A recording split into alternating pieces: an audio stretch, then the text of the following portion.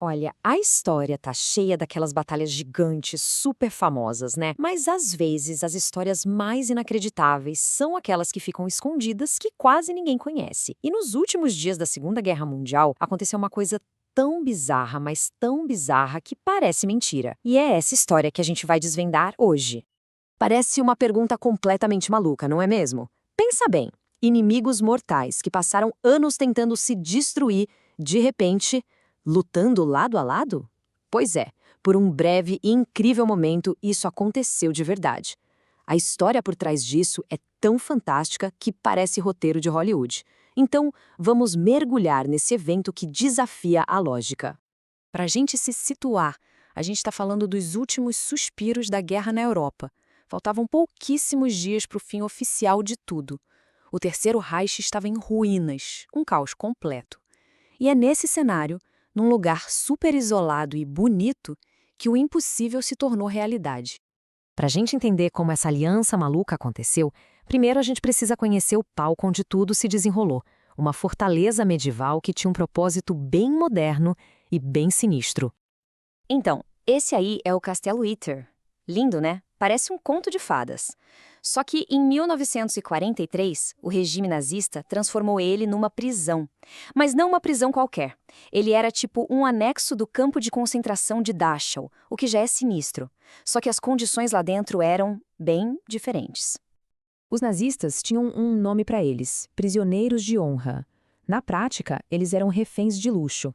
Pensa assim, gente muito importante que os nazistas mantinham ali com um certo conforto, não para torturar, mas para usar como moeda de troca, sabe? Como uma carta na manga para futuras negociações com os aliados. E a lista de hóspedes era, assim, de cair o queixo. A gente está falando dos maiores nomes da política e do exército francês da época. Os caras que lideraram a França lá no comecinho da guerra. E não para por aí não, hein? Tinha até a irmã do general de Gaulle e um superastro do tênis mundial. Era tipo quem é quem da antiga República Francesa, tudo trancado junto. Mas não vai pensando que essa situação uniu todo mundo, não. Muito pelo contrário. Imagina só juntar todos esses egos gigantescos num lugar só.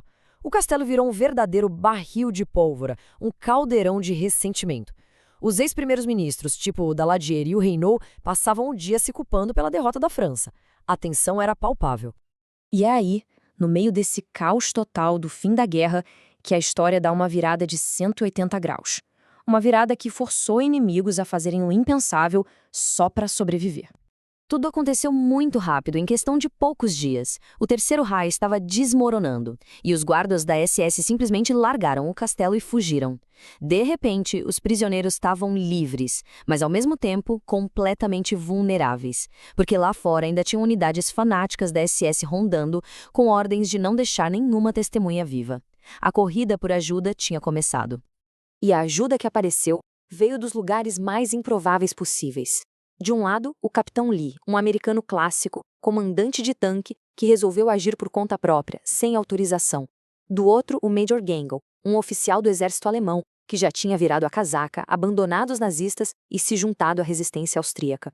Foi ele que procurou os americanos, acenando uma bandeira branca, porque sabia o perigo que os prisioneiros corriam. E se você acha que já tá bizarro o suficiente, se prepara. Porque até um oficial da Waffen-SS, o Kurt Siegfried Holder, se juntou a eles. É isso mesmo, um oficial da SS.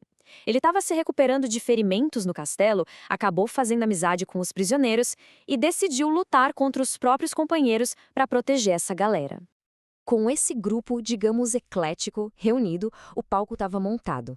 Estava para começar uma das últimas e, com certeza, a mais estranha batalha da Segunda Guerra na Europa. A situação era simplesmente desesperadora. Vamos olhar os números. Do lado dos defensores, a gente tinha uma mistureba de americanos, soldados alemães e até os próprios prisioneiros franceses que pegaram em armas. Davam uns 36 homens. E do lado de fora? Uma força de ataque da SS com uns 150, talvez 200 soldados, prontos para invadir. E é importante deixar uma coisa bem clara aqui. A SS não estava lá para prender ninguém de novo. A ordem era bem direta: exterminar todo mundo. Com o Reich caindo aos pedaços, esses prisioneiros eram testemunhas muito inconvenientes. Eles precisavam ser silenciados antes do fim da guerra. A batalha foi pesada. A grande arma dos defensores era o tanque Sherman do Capitão Lee, que tinha até um apelido, Bezotan Jenny. Só que ele não durou muito. Foi atingido em cheio por um tiro de canhão 88mm, a arma antitanque mais temida da guerra. E pronto. Sem o tanque, a coisa ficou feia de verdade. A munição estava acabando, a pressão da SS só aumentava, a esperança estava indo embora. E foi nesse momento que o astro do tênis Jean Borotra, o basco saltitante, fez uma coisa digna de filme. Usando toda a sua agilidade de atleta, ele simplesmente escalou o muro do castelo, desviou dos tiros e correu por quilômetros no meio do território inimigo para achar reforços. Mas essa defesa teve um preço alto e muito trágico. O Major Gengo, oficial alemão que começou tudo isso, foi o único defensor que morreu. Ele foi atingido por um sniper da SS bem no momento em que estava tentando proteger o ex-primeiro-ministro Renaud. Foi um sacrifício final para salvar as pessoas que ele tinha prometido ajudar. E justo quando tudo parecia perdido, quando os defensores estavam no limite, a missão maluca do tenista deu certo. Os reforços americanos chegaram com tudo, virando completamente o jogo e forçando a rendição da SS. No fim das contas, a aliança mais improvável da história saiu vitoriosa. Os prisioneiros finalmente foram salvos. E os heróis, claro, foram reconhecidos. O Capitão Lee ganhou uma medalha importante por sua bravura.